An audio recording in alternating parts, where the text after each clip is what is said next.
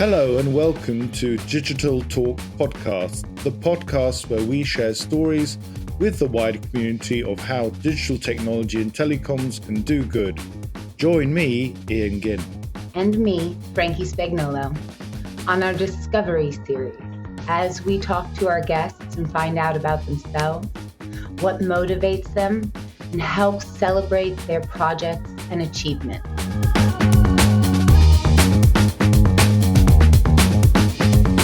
In today's episode, we'll be talking to Dialog Axiata PLC, who are the leading quad-play telecoms provider in Sri Lanka and part of the Axiata Group. At Axiata, sustainability is fundamentally important, both in relation to the company and society they serve. Join us as we talk to the Sustainability Division and get closer to what a telco can do to support the community to improve the outcomes of the people and the planet.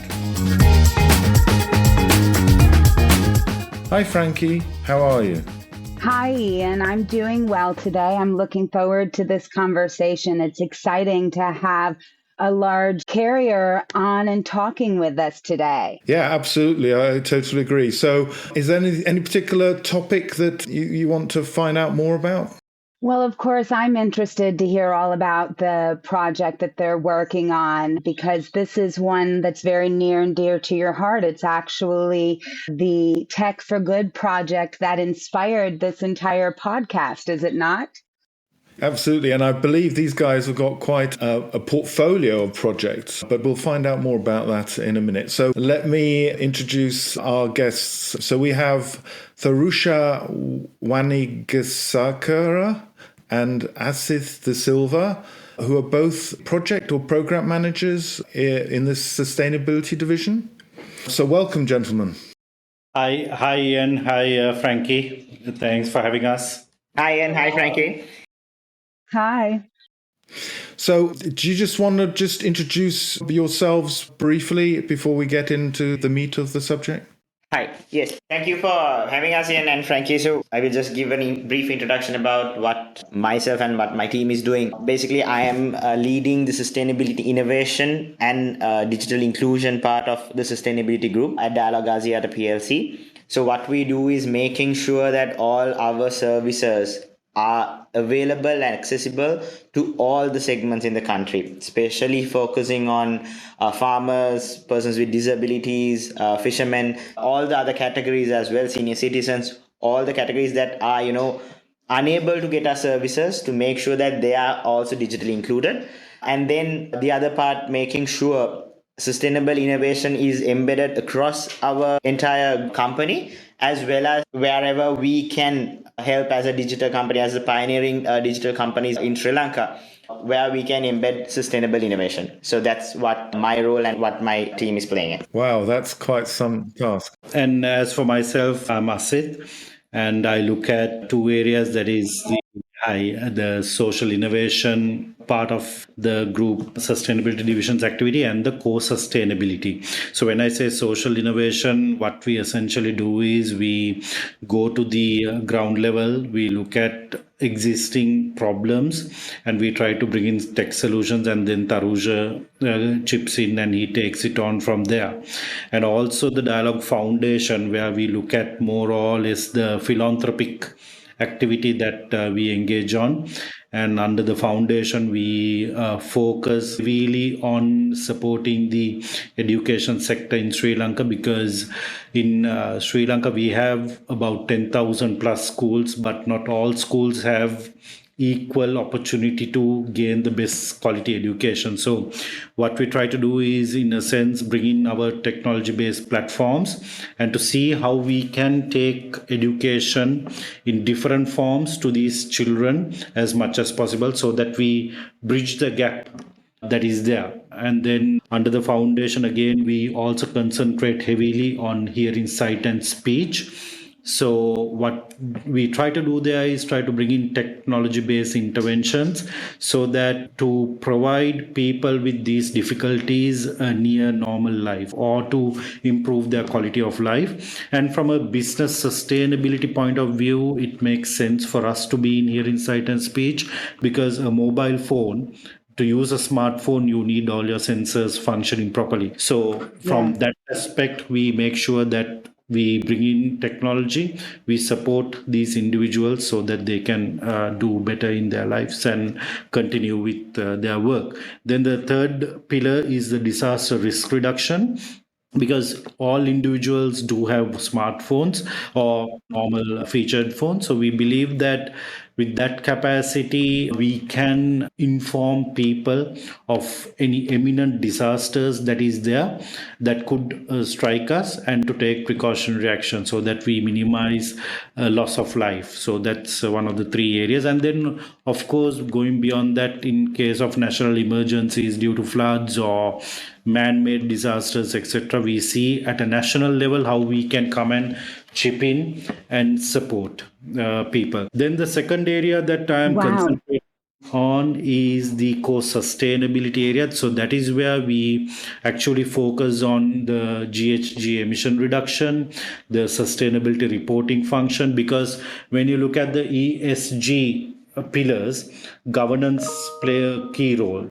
So the reporting we try to bring in, and to bring in the transparency, all that into play. And Dialog produces one of the very few sustainability reports in the country which is GRI certified with the stamp. So we've been doing that for over 17 years now. So so that's pretty much the area that I work on. Yeah, that's fantastic. And it really, what you're saying there covers a lot of the tech for good sort of aspects that are functioning across the world today. You've got digital inclusion, you have social innovation, you have sustainability at a core network, and then sustainability in the application layer of what the network enables.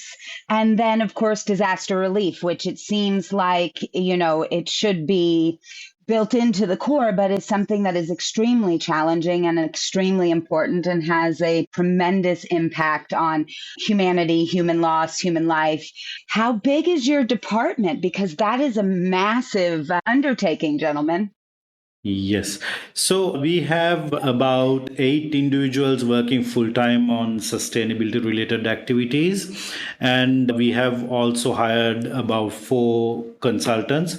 So in a sense, we are about a 12-man strong team. But of course, having said that, what we believe is working on partnerships. So we always try to partner with the government and the other stakeholders out there who are better or more competent in technical advice. Like, say, for example, when it comes to disaster, we have the Disaster Management Center. So they are technically in that area, they are very competent. So what we try to do is we always try to come up with the platform and the more tech-driven solution, and other expertise come through our partners. So that way, it had made it much more easier for us to manage a larger portfolio of work with a smaller team. So that's how we've been operating.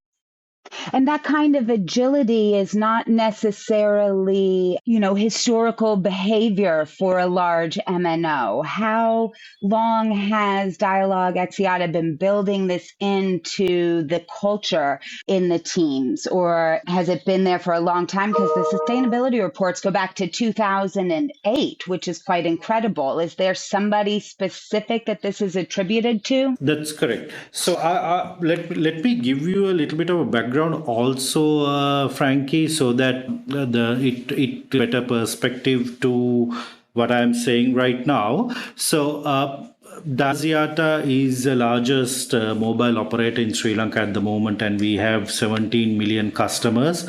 So in Sri Lanka, the total population is around 22 million.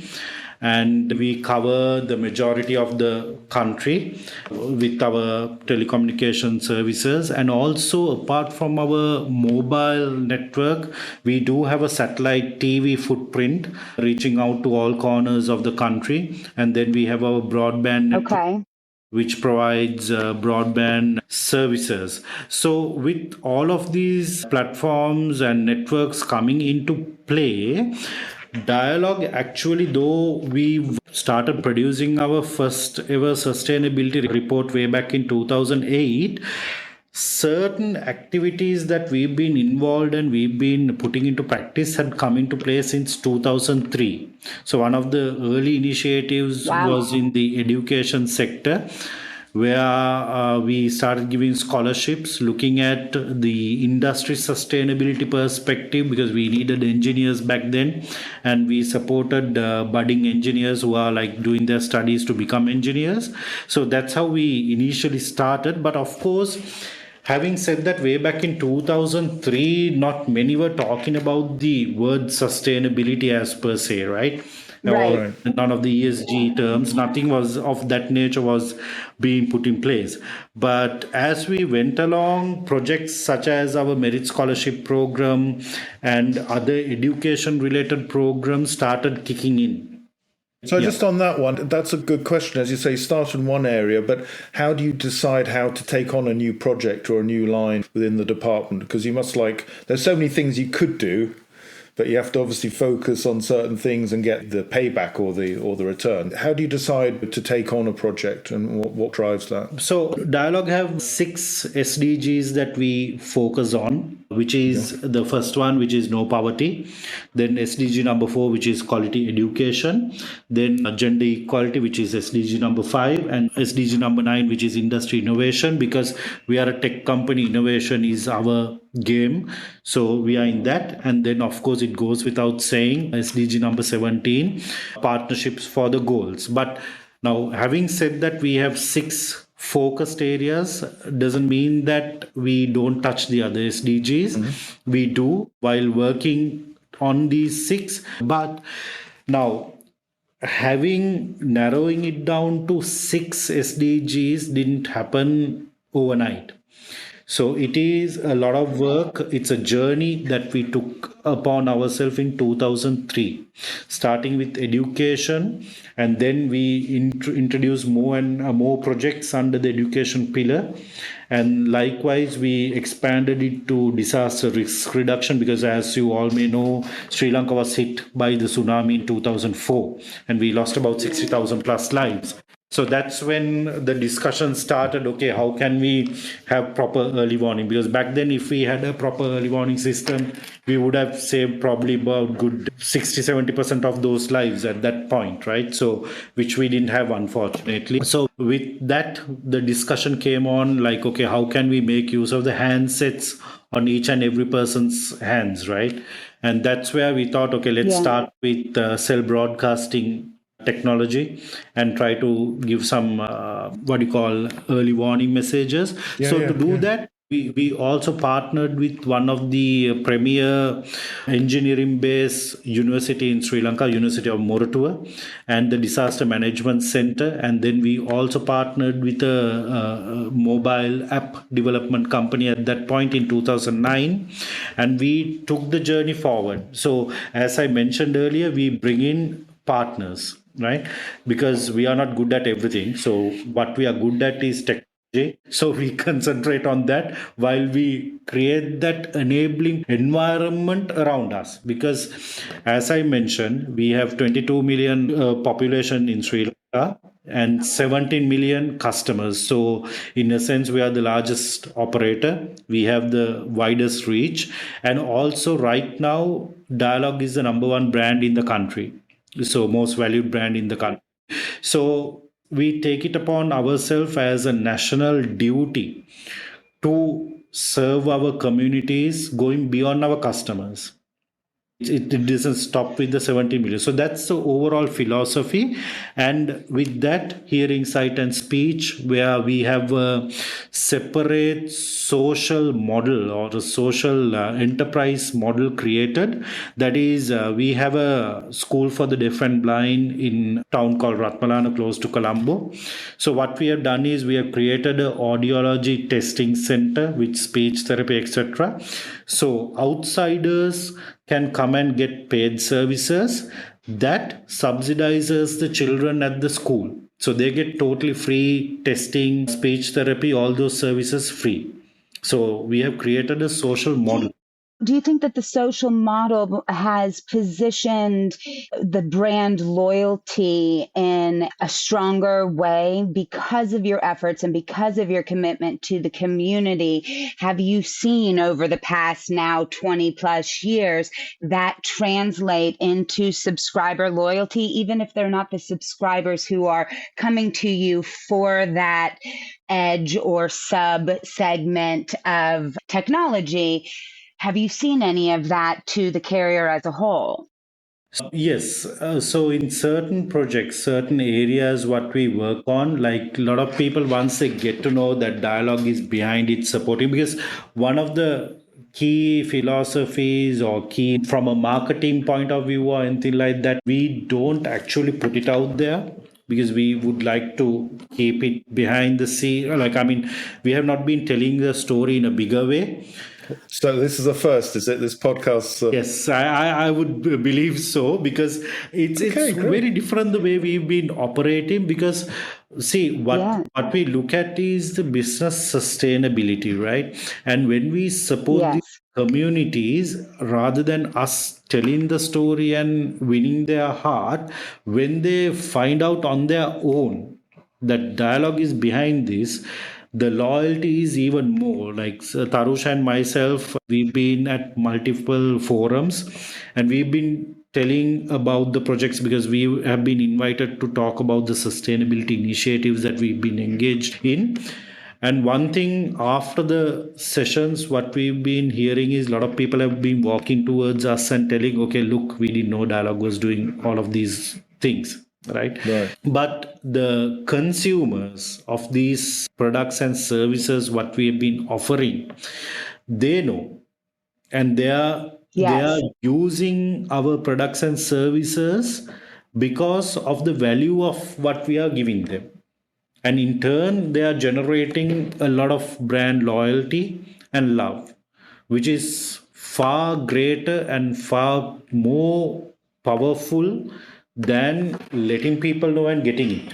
Absolutely. And I think it's something that a lot of carriers across the globe undervalue is that true brand loyalty, not just loyalty because you've offered some sort of low price for the holiday season or some sort of marketing special. You know, this is real world, everyday, long term loyalty because of your loyalty to the community. And that's quite incredible within a carrier. How does that feel to be working within a division for you and your team like that, to have that kind of impact? Actually, it's brilliant, I must say, because all our team members actually do enjoy going to the field and talking to people in rural areas. So, some of the projects, when we go, like, especially when it comes to the PWD area, right?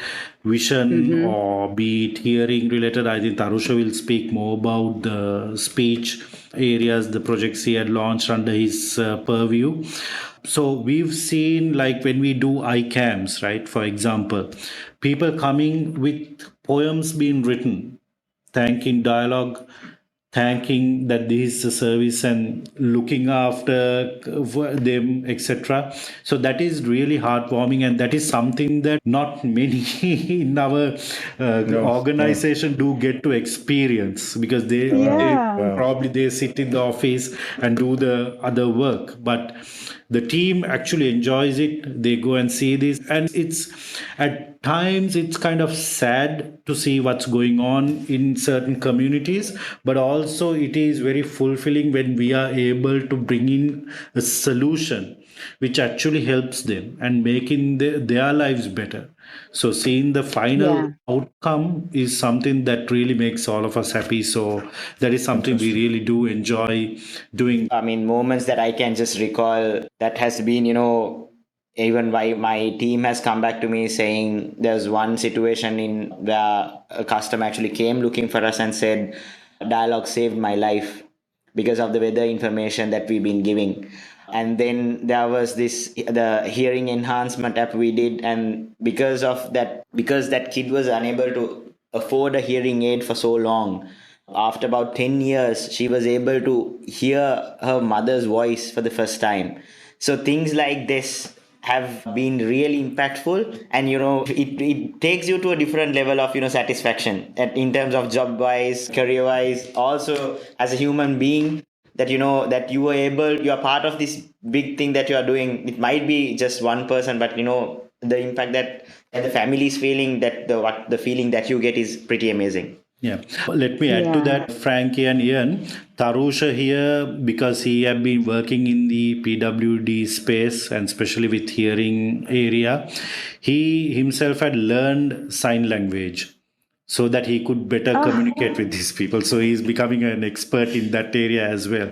So that's the amount of commitment that each and every team member they bring in and they put in for the sustainability related work we do. And right now we are also running a program within the organization by appointing ESG spokes within the entire organization so that they drive all ESG related activities, and we are kind of getting them to look at the work they do with the lens of ESG instead of just delivering it from a project point of view, but to bring in the ESG so that we support the environment, we support the society, and we keep good governance going in right throughout. And do you find that it's hard to get, it's previously, and that's one of the reasons that you've implemented these sort of ambassadors into other parts of the organization so that buy-in to projects like yours and commitment on a daily basis and that continual thinking is easier? Or is the buy-in there so they were like, give us somebody so that we can capture this thinking? Yes, so initially there was a bit of a delay in picking up. That is also because of the lack of awareness. And as I mentioned earlier, our journey started 2003, and all these terms, sustainability, all the theories, ESGs, and all that started coming in only later. Right. And so with that and more people talking about it now, a lot in Sri Lanka as a society, they are becoming more aware of ESG, sustainability, and things like that. So now we see that most of our employees within the organization also are understanding it better, and they are adopting it their day-to-day lives as well as their day-to-day work lives. So in that sense, it had helped us, let's say, fast track the process, and they do better understand about what we are doing and why we are doing what we do. So that is something that we've been working towards. And also must say the management of Dialog, they are putting their weight behind this. They are very, very keen on sustainability, and they're genuinely putting a lot of effort and pushing it.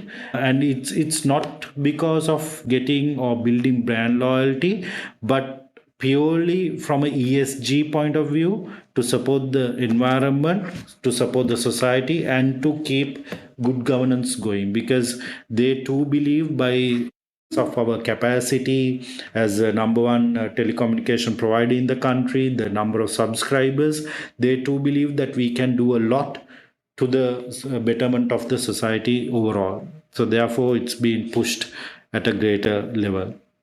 And just to add to that, to make matters easier, and now that we've gone through this journey over a time period, so year before last we came up with our sustainability framework, simplifying the work we do and putting it to proper pillars, and also most importantly we tied it up with our company's vision statement, so that the better integration of the work that we do had come into the organization as well.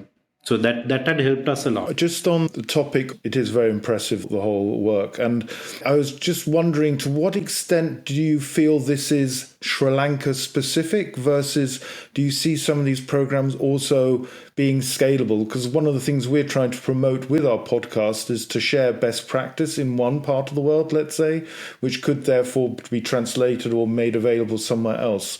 Do you have a view on that? To what extent have you considered that at all in some of the work you're doing? Yeah. So the projects that we work on, the areas that we work on are definitely scalable worldwide. And we do share all of this information with our counterparts in Axiata. And because we have other sister companies operating in 7 other countries. So we do share for them pick and to go out and implement. But having said that, each country's problem is unique. So it's a matter of identifying how best you can plug in the project in that country. Because I will give a good example. We have this project called Govimitru, which Tharusha is leading at the moment. That is basically agri extension services we provide. And it came through a GSMA grant way back in 2015. It also got rolled out. Wonderful. Yeah, it got rolled out in 6 other countries along with Sri Lanka, so 7 countries altogether. And each country had different ways of addressing the problem. So Right. we from day one brought in a chargeable service, right? Right. And we had a target of hitting 200,000 within the first 2 years, which was the grant requirement, 200,000 users. So we were quite slow to start because it was a chargeable model, whereas other countries went ahead and they got their numbers way before, which was not chargeable, and the services were slightly different. But we are happy to say today, out of the 7, the only existing project is in Sri Lanka. And now we have over 1.2 million farmers in the service, which makes it up to 50% of the farming community in Sri Lanka. And they are paying Wow. and going on. So the key learning there is that, okay, the projects are there, it can be scaled up easily, but you will need minor tweakings to suit the country that you're going to place it in. But it's definitely scalable. So Tarusha will tell you more about the DevTalk project. Yeah. Again, through Yes. GSMA, it is a project that was implemented in Pakistan. Yeah. And then implemented here. So, but when we did it here, we did tweaking. What we have mostly focused on, I think there are 2 examples: the DevTalk app and then the Petrolex, which is the hearing enhancement app we did. So both of them, Petrolex coming from Russia, DevTalk coming from Pakistan. So Russia, in terms of coming it from Russia, there was a lot of localization and simplification we had to do because the markets were very different. But when we compared ourselves to Pakistan and Sri Lanka, it was very similar. So it was not that much of a difference in terms of the simplification process. So that's, even though when we partner up, we had to do intense market research. So their team also came down to Sri Lanka. We had small group testing. We did whatever the app they launched, just test it out and then got feedback. Then they were like, we had to change drastically in terms of the Sri Lankan community to understand not just the Sinhala and the Sinhalese and Tamil languages, not just the language, but in terms of the, putting more pictures, even the feedback that they got from our customers has helped them to implement better services in their regions. So that has been a two-way thing. But it has been, I think, whatever we do when we implement, what we have always kept that simplicity, because digitization is mostly the answer, but what has worked for us the most is the simplicity and the affordability. So, what I hear you saying on 2 fronts is that sharing information when you try to roll something, let's say, across the operator's entire or the group's entire footprint is really important so that you share the learnings and the pros and the cons with each other. But also, what was interesting is that the freemium model, right, didn't really seem to roll out in this sort of project as successfully and sustainably long term as finding the right price structure. Let me clarify. So you're meaning when we bought, let's say, take the example Petrolex, which is the hearing enhancement app we've bought down from Russia, right? So what we did there was the global market, it was $9.99, basically $10 a month, which is unaffordable for the Sri Lankan market. So first thing we did was we went into the market, we did the research before launching. This was a small group testing. And then we found out the affordability problem is there. Then they were willing to give us a 95% discount. So they bought the subscription model to 99 cents. So it was, a 90% discount that we got. And then taking from there, we understood that the tech savviness of that community, basically this will be mostly elderly citizens who will be using this, or people who are having hearing disabilities from birth. So they both have not they're not they're not tech savvy, right? So then in terms of getting a help from a audiologist was very important for them to set up their hearing profile. So they developed, because we are working with the Ratmalan Audiology Center, because this is an audiology center, a social enterprise which was started by Dialog. So the audiologists at Ratmalan Audiology Center, they developed a small calling option, a video calling option, where the audiologist can do the hearing test remotely and set up the hearing profile through the phone. So that kind of commitment was given to us because of the feedback we were giving them and all that. So I think that is one of the best examples that I can give you in terms of how we solve problems along the way after launch or before the launch. Both financial issues and functionality issues, Yes. right? So you had to adjust both pricing and how the process worked. Correct. And just on the second one, you mentioned the second one. Do you mind explaining a bit more how that project works? The DeafTalk app? Yes. Yeah, so deaf community in Sri Lanka, their literacy rate is very low. They barely can read or write, unfortunately. So, we built the app first. So when we bought down the app, when we did again the small group testing before launch, what we understood was even the login process is very hard for them.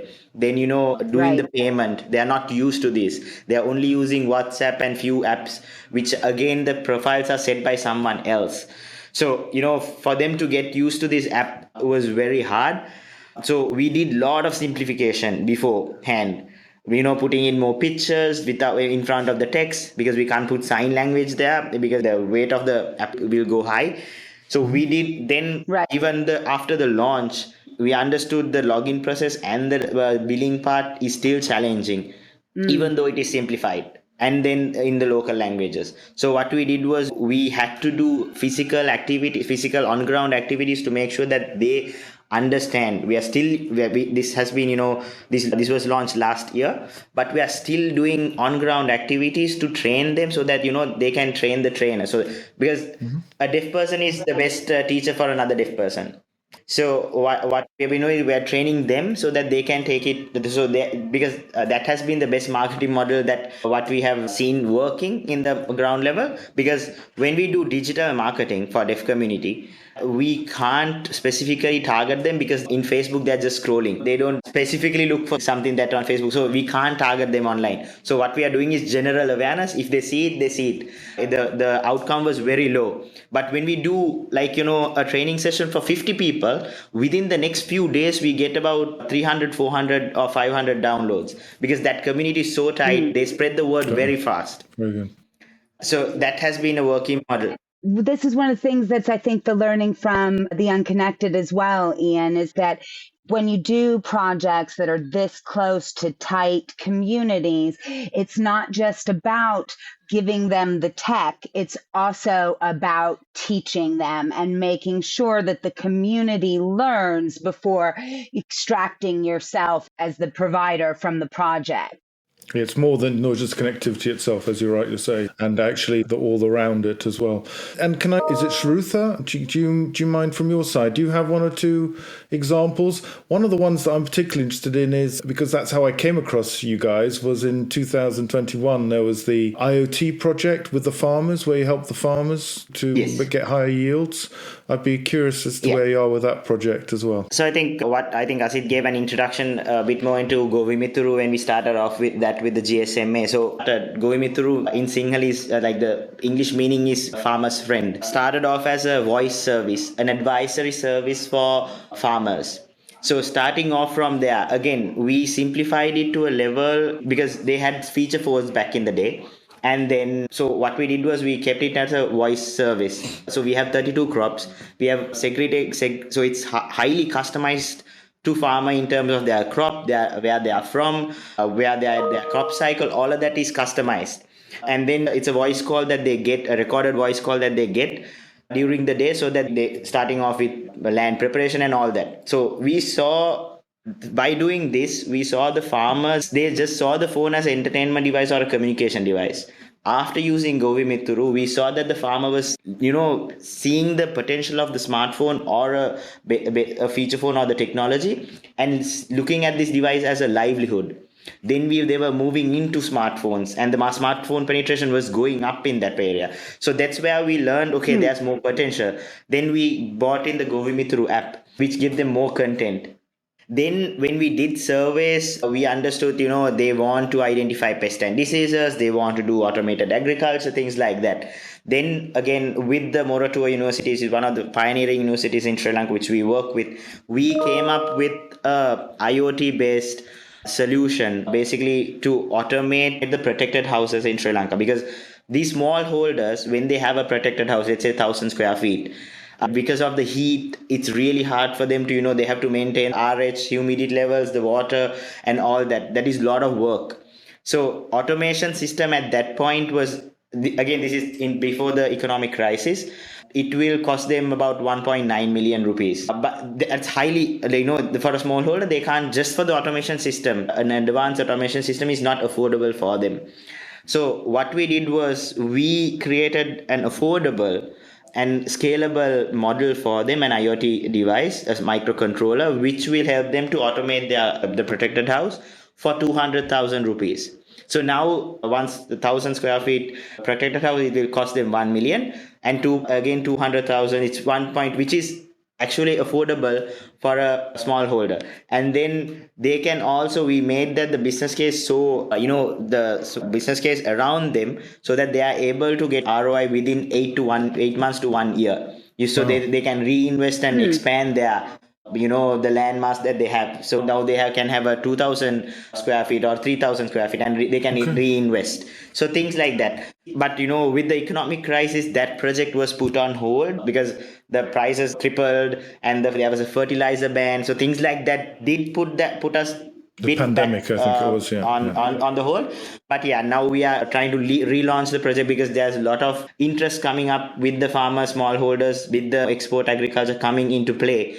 Right. Fantastic. Now, the protected agriculture is getting a lot of attention these days. So we are bringing the product back to the market.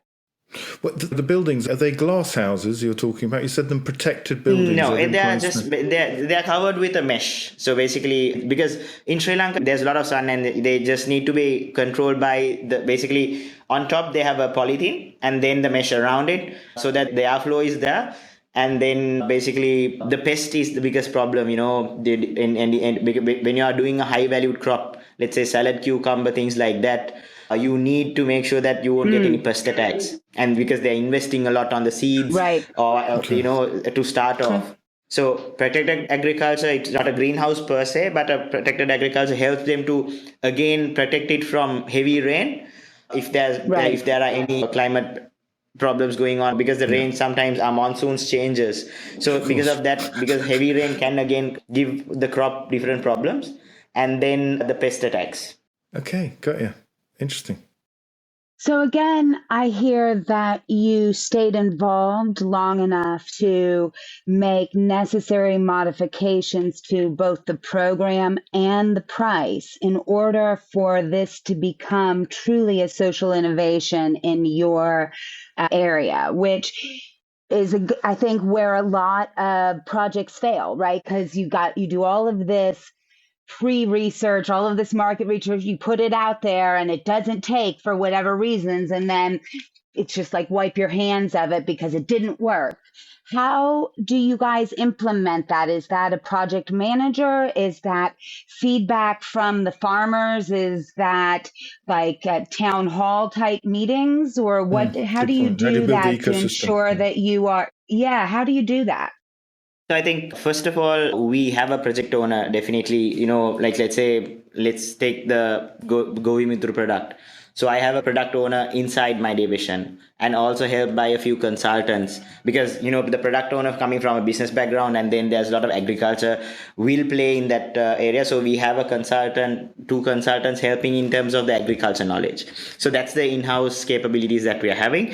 And then we make sure that we go into the field and understand the problem correctly. Then we come back and see, okay, how can we give, because we always try to understand the why rather than how to solve a problem, because that has helped us always to give a proper solution. Why do they need it? Why should we do it? Okay. So things Yeah. like that has always helped us to come up with a better solution. Then when we understand, okay, this is the technological solution or the simplification or the digitization that we can do, then what we do is we always come up with a business model, because once it is free of charge, we can't hold ourselves accountable for the project to make it have it forever. So Right. Govimithuru charging the customer 1 rupee per day, that is 30 rupees a month, so that is affordable. And then now the Govimith, it didn't come to a cost neutral level in 2 years, but within the 5 years period, the Govimithuru product did come to a cost neutral product. Now it's not cost to a company, and then it is sustained. And the company is also accountable for giving proper quality content to the customer, because now we are earning revenue out of it, or it is cost neutral. So that model, so always focusing on a business model that is also affordable and accepted by the customers have helped us to maintain the project long term. You raise a very good point around if things are for free, then they're taken for granted sometimes. And at least even if you charge a little bit, if people have to value it and consider it on both sides. As I say, you're having to provide a service and they can obviously comment on it. I think that's a good lesson learned. But I also really think, and I think this is what Frankie was pointing towards, is this holistic approach to these projects.